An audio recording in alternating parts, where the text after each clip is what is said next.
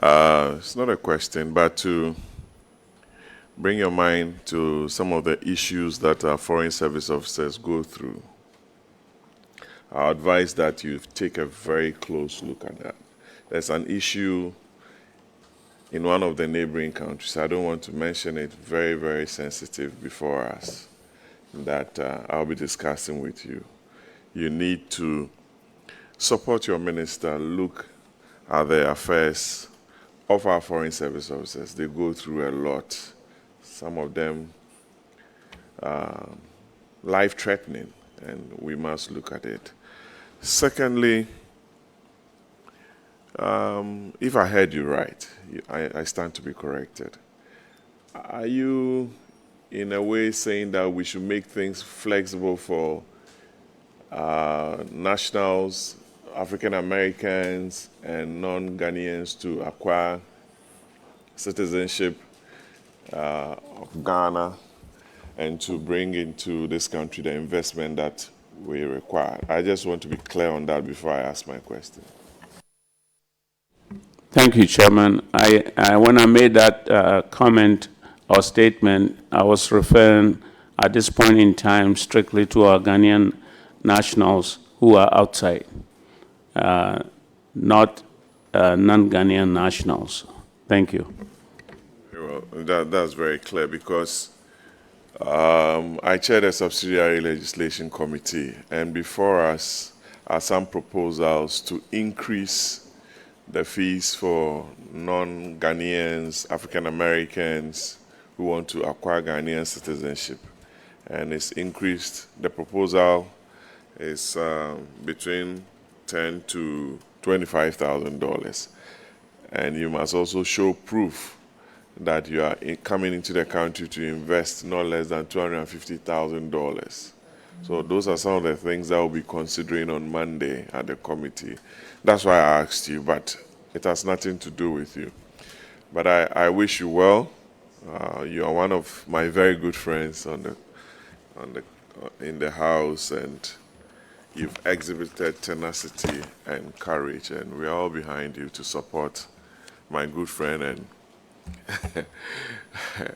Okujeto Ablakwa.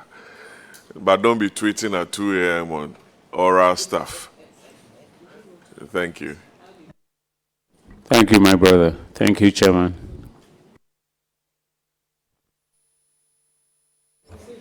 Thank you very much, Honorable Patrick Obama. I will give the floor to Honorable Gyakye Ladi.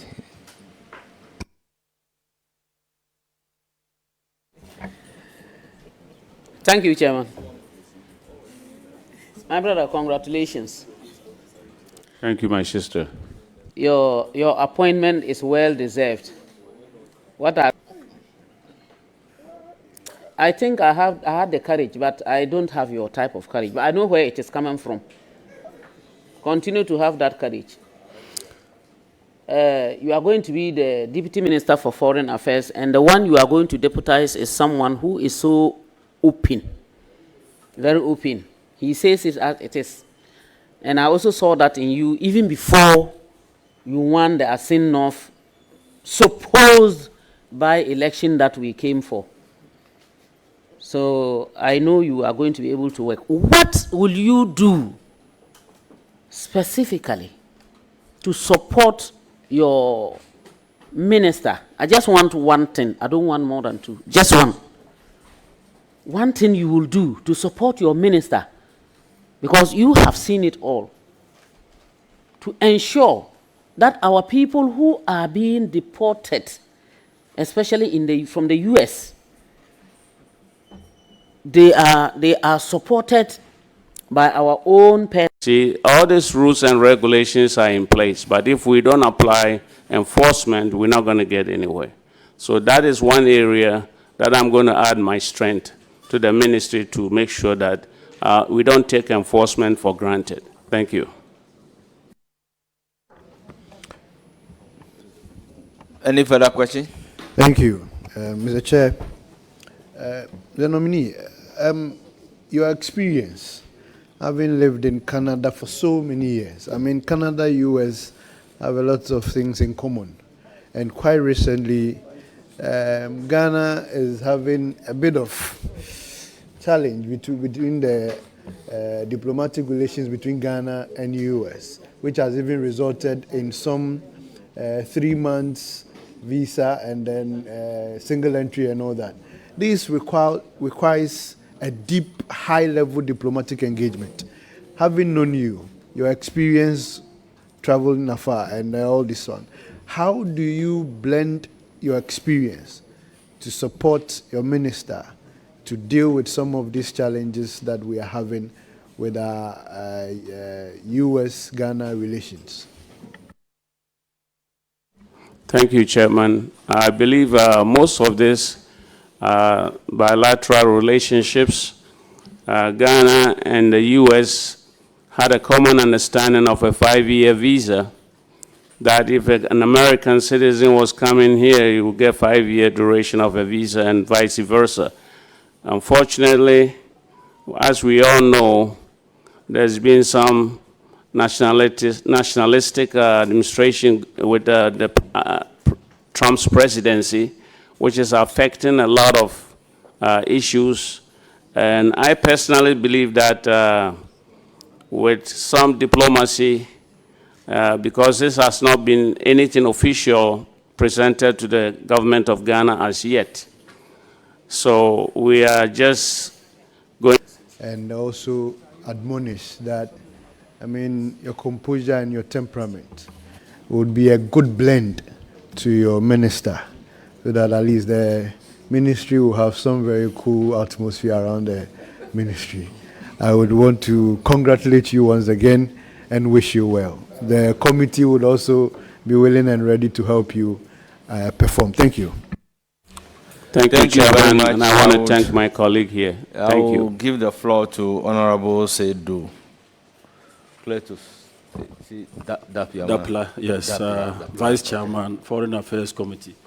My senior brother, Uncle Quayson, congratulations. I would not ask you a question, except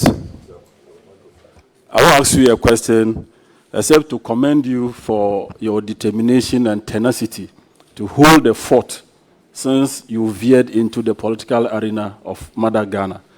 I know you've gone through a Herculean task in this career.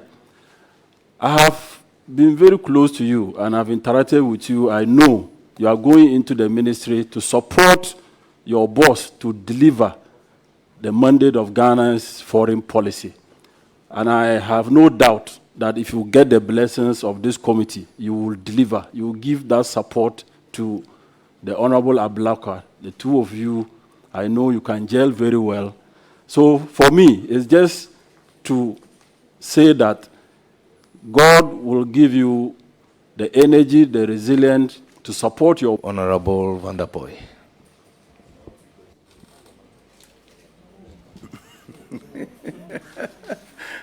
Thank you, Mr. Chair. Let me also add my voice to thanking His Excellency for nominating you. And you and I have worked together in many ways and in many activities. So I know what you can do. I'm happy to see you where you are seated. You are going into a ministry that has a high demand on our national agenda. And I know that you are going to support our Minister, Ablakwa, in that ministry. One question.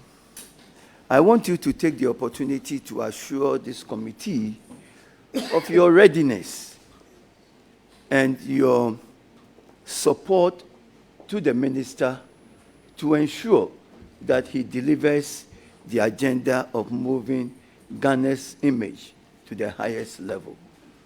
Thank you. Thank you, Chairman, and thank you, my good friend. I recognize that as well, and I want to thank the President, Mahama, for his nomination of myself. I know that this is a ministry that is a pivotal to the country's development. So With my experience and exposure, again, we are going to line up a lot of stakeholders, I can assure you, at least in Canada and US, to bring in resources, technology, IT, as much as we can to improve our economy so that our youth can get some gainful employment. Thank you. Thank you very much.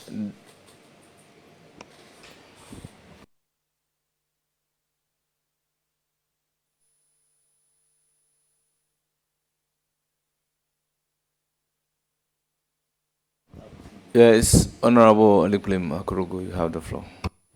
Thank you, Mr. Chair. Congratulations, Uncle, as I affectionately call you when I meet you in the chamber. You're going to work with a minister who is old enough to be your son. How are you going to cope with him? Thank you. Thank you, Chairman. I know Africa has a very extreme culture where children listen to their parents.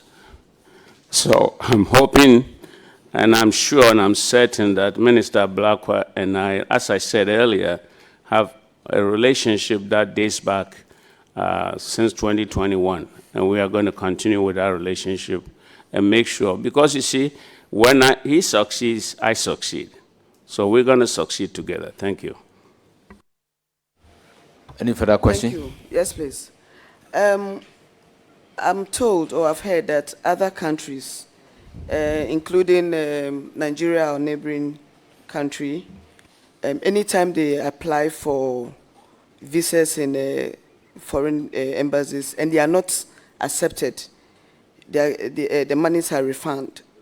How is Ghana going to adopt this as well? Thank you. Yes, I think this is administrative policy, again, sector policy that we have to look into, because I personally believe that most of these so-called advanced countries are milking our people. On an average, most African youth, because of lack of opportunities, want to travel outside.